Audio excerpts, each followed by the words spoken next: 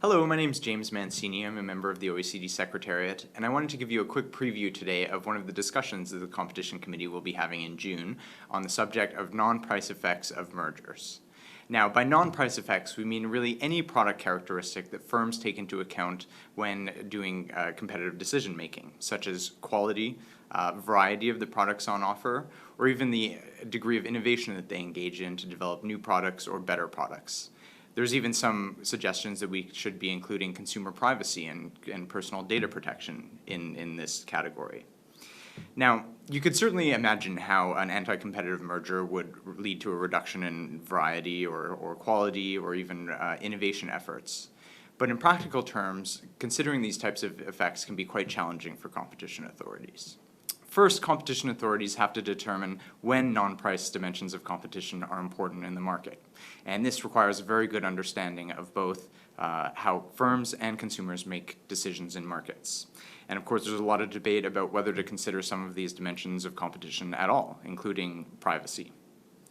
Second, when a competition authority does determine that non-price competition is important, it then has to fit that in with an analysis of prices.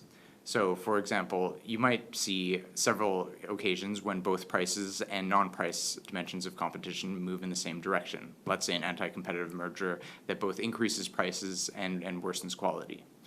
However, there might also be cases in which they move in different directions. So a merger could allow a firm to reposition its products into both low-quality, low-cost versions and high-quality, high-cost versions.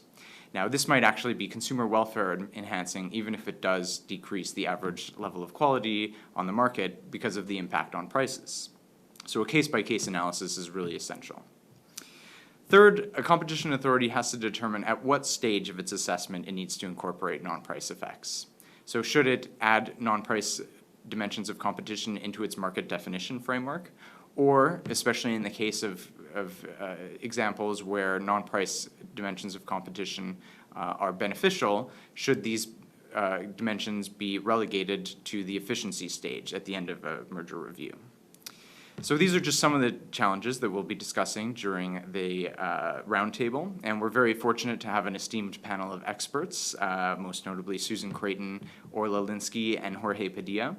I'd invite you to click on the link in the comments of this video to check out the OECD Secretariat's webpage on this subject. It will contain the country contributions that we receive, as well as a background paper and some background information on the expert panelists. And of course, stay tuned because after the discussion, we'll be including a summary of discussion as well. Thanks for listening.